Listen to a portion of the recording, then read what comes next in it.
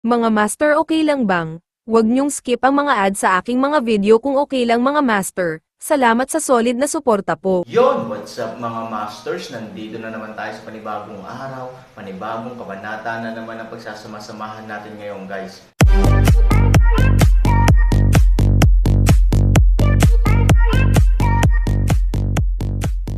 Bali mga masters, kung bago ka pa lang po sa aking YouTube channel, please click the subscribe button, lalong-lalo na po yung notification bell guys, para maging connected pa rin tayo sa isa't isa at maging updated kayo sa mga susunod ko pang video. Bali mga masters, bago natin umpisahan ng kwento ay mag-shoutout po muna tayo para sa mga solid nating tagapakinig. Shoutout kay Hot Anime at shoutout kay Benji Raffles. Yun na nga mga masters, no? Bali hindi na ito patagalin. In 3, 2, 1, let's go! Pagpasok pa lang nila, naramdaman na lang nilang dalawa na may kakaiba at nakakatakot na lugar na pinasok ni Antay-Buda. Ang nakapaligid na aura ay abnormally disordered, at mayroong isang napakalakas na panganib sa disorder. Sa sumunod na segundo, halos hindi na nasanay ang dalawa. Boom! Hindi mabilang nakakaibang hininga ang direktang bumabalot sa kanilang dalawa, at pagkatapos ay inatake ang kanilang mga katawan ng kasing bilis ng hindi mabilang na mga balang. Naramdaman na lang nila na ang buong katawan nila ay kinakagat na ng nakakabaliw na bisyo. At hindi pa ito tapos, habang lumalakas at lumalakas ang pakiramdam ng napunit na balat, nagsimulang kumagat ang kanilang mga laman loob. Sa dalawang maliliit na bilog ng enerhiya, hindi nagtagal ay dumating ang nakakatusok sa puso na hiyawan ng dalawang anak. Nang marinig ang mga hiyawan na ito, naramdaman nilang lahat ang kirot ng anit. Nag-aalalang pumunta si Peigu sa tabi ni Han Sanchen, Kuya Sian, pagsubok lang ito, magiging masyadong brutal ba ang eksena ngayon? Narinig ko ang sakit ng dalawang batang ito, parang natatakot ako na hindi ko ito matiis. Umiling si Han Sanchen, huwag kang mag-alala, sa katunayan, marami sa kanila ay ilusyon lamang. Sa tingin mo ba talaga ako ay lason, at kung tatanggapin mo ang isang apprentice, kailangan mo munang pahirapan ang apprentice hanggang kalahating kamatayan. Medyo nahihiyang ngumiti si Peigo, at talagang medyo naghinala siya dito. Actually, ang mas gusto kong subukan ay ang kopang ability nila. Nang bumagsak ang mga salita, sa sandaling ito, ang energy shield sa tagiliran ni Peiyo nang unang tumigil sa pag-iyak, at ang lahat ay tila naging kalmado sa isang iglap. Bahagyang ngumiti si Han Sanchen, at sa pagdalaw ng kanyang kamay, ang itim na energy shield ay biglang nawala ang kulay nito, at nakikita ng lahat si Peimo sa loob ng mata.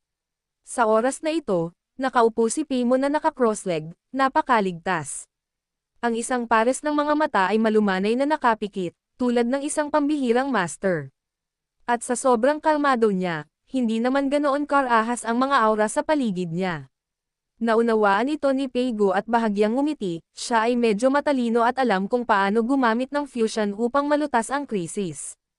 Tumango si Han Sanchen, oo, sa katunayan, ang pagsubok sa pagtanggap ng mga apprentice sa pagitan ng mga sekta ay malamang na tumitingin sa ugat, at mas tumitingin ako sa puso. Sa totoo lang, kapatid na Pei, alam mo rin na ang ilan sa aking mga pamamaraan ay kapwa matuwid at masama. Sa bagay na ito, kung ang ugali ng pagtanggap ng mga alagad ay hindi lubos na nauunawaan, malaki ang posibilidad na ang turo ay ang dyablo na pumipinsala sa isang panig. Kung gayon, sa palagay ng 3,000, mas mabuting huwag na lang itong tanggapin. Ngumiti si Peigo at tumango. Sa wakas ay naunawaan niya kung bakit ang unang pagsusulit ni Han Sanchen ay isang nakasulat na pagsusulit, at kung bakit ang mga mahusay na nagsulat ay na-screen out. Oo, pagkatapos mag-aral kasama ang mga taong tulad ni Han Sanchen, ang Xinxing ay talagang higit sa lahat. Kaagad pagkatapos, itinoon niya ang kanyang paningin sa ikalimang anak na si Pei Yuan. Nakakalungkot lang na hindi kasing tahimik ni Pei Yuan si Peimo. Sa kabaligtaran, siya ay medyo naiinip at nahihirapan sa mga paghinga na iyon. Mula sa puntong ito, tila hindi na kailangang sabihin pa ang tungkol sa pagitan nila ni Peimo. Well, kung manalo si Peimo sa huli, siguradong susuportahan ko siya bilang bagong pinuno ng pamilya Pei. Masyadong malaki ang utang ng tatay ko sa kanya, at hindi naman siguro masamang bagay para sa akin bilang kapatid ang pagbayaran. Nang marinig ang mga salita ni Peigo, medyo nagulat si Han Sanchen. Kung tutuusin, ang ibinigay ni Pei-go ay hindi kaunti, ngunit ang ibinigay niya ay ang buong pamilya ng Pei. Bagamat totoo na si Pei Mo ay kanyang kapatid, ang kapatiran sa pagitan nila ay tiyak na medyo walang malasakit, ngunit si Pei-go ay maaaring sumuko ng ganito. Ang ganitong uri ng ugali ay dapat humanga. Gayunpaman, hindi kailanman sinadya ni Han Sanchen na gawin ito. Bagaman walang problema sa layunin, ang pagkakasunod-sunod ng pagtalikod na ito ay hindi gumagana sa lahat ng dako. Hindi bababasa, ang pamilya Pei sa kasalukuyan ay tila ang mag-ama. Kung mapipilitan silang labagin ang panuntunang ito, tiyak na mauuwi sila sa kabuluhan. Marami sa mga ginawa ni Han Sanchen ay para talaga sa ikabubuti ng pamilya ni Pei. Paanong bigla siyang nagpasok ng kutsilyo sa mga oras na ito? Sa makatuwid, sa simula, walang intensyon si Han Sanchen na hilingin kay Pei Mo na mapunta sa posisyon. Bagamat dapat bayaran si Pei Mo, hindi ito kailangang kabayaran tulad ng ulo ng pamilya. Patriarch Pei, hindi pa ba nandito si Pei Yuan? Hindi siya umamin ng pagkatalo, pero ikaw. Marahan nang umiti si Han Sanchen at tumingin kay Pei Yuan. May gustong sabihin si Pei-go noong una, ngunit ibinaba niya muli ang kanyang mga mata, at ang kanyang nagdududa na mga mata ay puno ng mga sorpresa. Storytelling channel sa YouTube. Sa oras na ito, sa isa pang energy hood, bagamat si Pei Yuan ay sobrang impulsive at galit na umaatake sa mga enerhiya na iyon, tila medyo naghisteryo. Ngunit sa katunayan, kung titingnan mong mabuti, makikita mo na hindi siya gumagawa ng walang kwentang trabaho. Ang mga galit na itim na chi ay patuloy na nawawala sa oras na ito. Pagkatapos nito, sa isang marahas na pagsabog, ang lahat ng enerhiya ay agad na sumabog. Gumamit si Pei Yuan ng iba't ibang paraan upang makumplito ang kanyang paglalakbay sa pagsira sa depensa. Nagtagumpay siya. Ngumiti si Han Sanchen ng may kasiyahan. Ang parehong bagay ay may iba't ibang paraan upang masira ito. Ang Pei Mo ay medyo mapayapa at hayaan ito, habang ang Pei Yuan ay puno ng bakal at palaging susulong. Ito ang ikinatutuwang makita ni Han Sanchen, at ito rin ay ibang paraan na pinakagusto ni Han Sanchen. Magaling silang lahat. Tumanggo si Han Sanchen, isang yin at isang yang, bawat isa ay may kanya-kanyang merito. Puno ng saya ang mukha ni Pei-go, total pumasa din ang anak niya sa assessment, na tiyak na ikatutuwa. Ngunit pagkatapos ay dumating ang problema. Walang nanalo o natalo sa labanan ng dalawa. Pagkatapos, ito ay malamang na nangangahulugan na ang kompetisyon ay magpapatuloy. 3,000, ano ang pangatlong pagtatasa?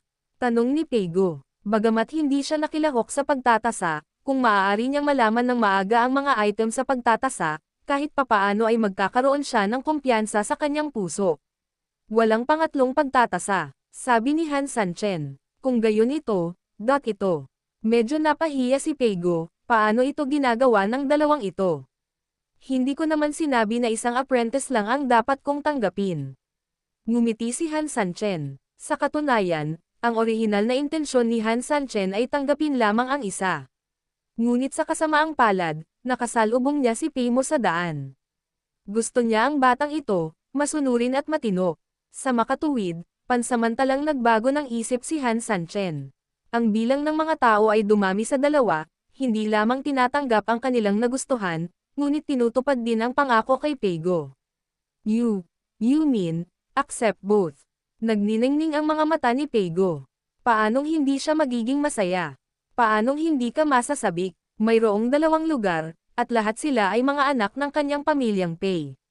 Ano ang ibig sabihin nito?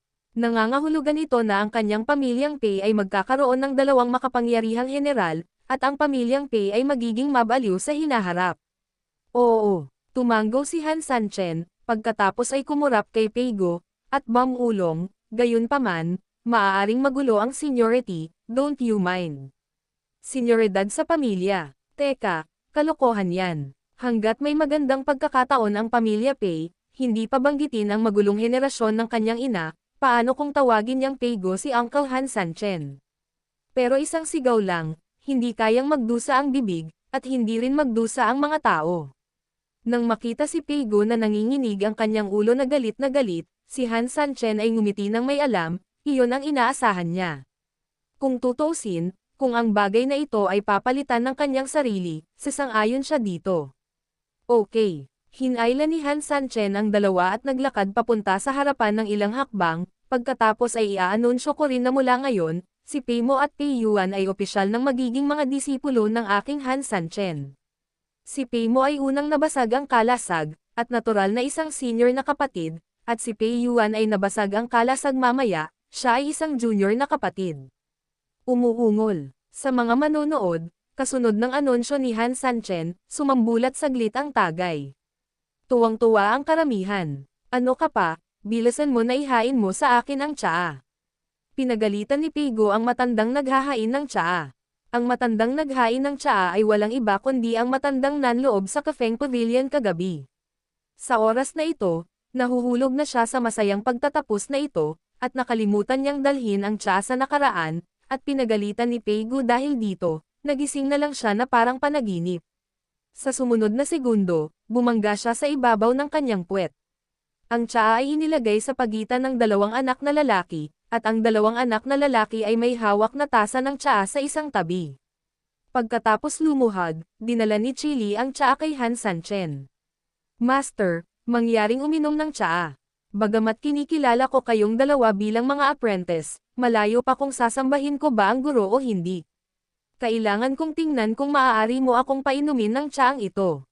Ngumiti si Han Sanchen. Nang makita ang dalawang batang lalaki na nalilito na nakatingin sa isa't isa, misteryosong ngumiti si Han Sanchen, at pagkatapos, sa ilalim ng pagtataka ng lahat, gumalaw si Han Sanchen. Sa sumunod na segundo, ang katawan ni Han Sanchen ay halos kalahating metro mula sa lupa. Ipinagpapalagay din ng katawan ang isang semi-inclined na posture. Ang ganoong posture, kung gusto mong mag-serve ng tsaa, siguradong hindi ito sapat sa taas ng dalawang tao.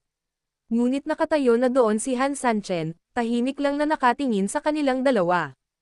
Obviously, ganun siya nagayos. Nagkatinginan sina Pei Mo at Pei Yuan, at pagkatapos ay nagkaroon sila ng paunang ideya sa kanilang isipan. Pei Mo, kung gusto nating dalawa na parangalan ang tsaa ni Master, isa lang ang pagpipilian. Tumango rin si Pei Mo. Nakatayo ako sa ibaba, at tinapakan mo ang aking mga balikat. Umiling si Pei Yuan, tapakan mo ako, pumunta ka sa paggalang. Ikaw ay payat at mahina, sapat akong malakas, at mayroon akong panloob na lakas upang gawin ang ilalim.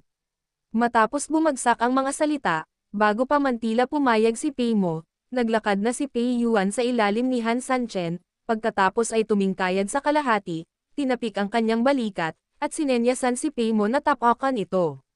Saglit na nag-alinlangan si Pei Mo, kinagat ang kanyang mga ngipin, hinawakan ang tasa ng tsaa, at nagsimulang kumilos ng maingat. Bagamat napakagaan ni Pei Mo sa isang tiyak na lawak, palagi siyang may mga buto, at inilabas niya ang kanyang mga ngipin at ngumisi ng masakit pa rin ito sa likod ni Pei Yuan. Ngunit hindi umimik si Pei Yuan mula simula hanggang wakas, nagngangalit ang kanyang mga ngipin at pilit na ay nalalayan. Kahit na, upang gawing mas matatag si Pei Mo ng tsaa kay Han Sanchen, gumawa pa siya ng hakbang ng kabayo, at pagkatapos ay pinananatiling matatag ang kanyang katawan hanggat maaari. Si Pei Mo, na nasa kanyang katawan, ay nagsusumikap din, sinusubukan ang kanyang makakaya upang matiyak na ang tasa ng tsaa sa kanyang kamay ay hindi manginig o manginig. Sa wakas, isang tasa ng tsaa ang sa wakas ay ibinigay kay Han Sanchen. Bahagyang ginamit ni Pei Mo ang kanyang paa upang itulak ang likod ni Pei Yuan, at matapos siyang paalalahanan, sabay-sabay na sinabi ng dalawa, "Guro, mangyaring uminom ng tsaa." Nang marinig ang chorus na ito, tumawa si Han Sanchen, kinuha ang tasa ng tsaa ng may kasiyahan, at masayang ininom ito. Kaagad pagkatapos, isang pagsabog ng enerhiya ang lumabas mula sa kamay ni Han Sanchen. Sa isang kisap mata, silang tatlo ay sama-samang lumapag. Alam mo ba kung bakit gusto mong maghatid ng tsaa ng ganito? Tanong ni Han Sanchen. Parehong umiling sina Pei Mo at Pei Yuan, hindi alam kung ano ang ibig sabihin nito. Isipin mo ulit, ngumiti si Han Sanchen at sinabing, "Huwag magmadali. Gusto ni Master na magtulungan tayo, hindi ba?" Pansamantalang sabi ni Pei Yuan. Tumango si Han Sanchen, "Oo, ako, si Han Sanchen, ay walang apprentice, at malabong tumanggap pa ako ng apprentice sa hinaharap. Ngunit ang dalawang umiiral na apprentice, sana ay mahal nyo ang isa't isa. Ang lakas ng isang tao ay limitado kung tutuusin, maging ang iyong Panginoon at ako ay laging umaasa sa tulong ng aking mga kapatid. So, ito rin ang unang klase para makapagsimula ka. Nang marinig ito, parehong tumanggaw sina Peimo at Peiyuan. Hindi napigilan ni Peigo na matawa at lumakad ng ilang hakbang, karapat-dapat si Master na maging Master. Sanchen, hindi mo lang sila tinuruan ng leksyon, kundi nagturo din ng leksyon sa lahat ng aming pamilya Pei. Oo, napakaraming may kakayahan sa mundong ito, ngunit ang mga nagkakaisa ay hindi ang pinakamahalagang bahagi. Ang chopstick ay madaling masira, ngunit ang 100 chopstick ay kasing lakas ng isang puno. Bahagyang ngumiti si Han Sanchen, seryoso si Kuya Pei. Ngumiti si Peigo, pagkatapos ay lumapit kina Peiyuan at Peimo, at sinabing, dahil sinamba mo na ang guro, kung gayon sa hinaharap, dapat mong sundin ang mga salita ng guro ng masunurin. Ang pamilya Pei ay naglagay ng kanilang mga salita dito. Kung kayong dalawa ay manggahas na maging suwail, huwag mong sisihin ang buong pamilya ng Pei sa pagiging walang awa sa iyo. Naaalala, tumanggo ang dalawa. Sige, tandaan mo lang. Bukod dito, kailangan mong mag-aral ng mabuti sa hinaharap. Alam mo rin na marami kasing tao sa mundong ito ang gustong sambahin si Han Sanchen bilang isang guro. Dapat mas pahalagahan ito. Ang kinabukasan ng pamilya Pei ay nasa iyong mga kamay. Kung maglilinang ka ng mabuti, mas uunlad ang pamilya. Alam mo ba iyon? Huwag kang mag-alala, Ama, dapat sundin ng bata ang mga salita ng Panginoon, at gagawin ng bata ang anumang ipagawa ng Panginoon sa bata. Patriarch, gayon din si Peimo. Tumanggo ang magkabilang bata. Okay. Napatingin si Peigo sa dalawang bata na may malaking kaganhawahan.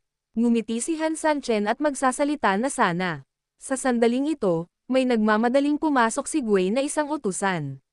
Sabi, nakakainis, si Peigo. Gayunpaman, siya ay dumating sa lahat ng paraan, at mula sa kanyang mukha, siya ay tila may isang bagay na dapat gawin, kaya't siya ay tumanggo at sinabi sa kanya na may sasabihin. Ang lalaki, pagkatapos ay ibinaba ang kanyang mga tainga at sinabi ng mahina, Pei.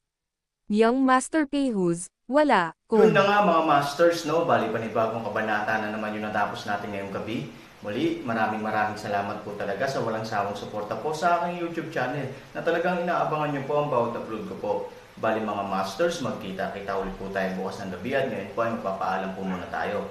Bali mga masters, bye-bye!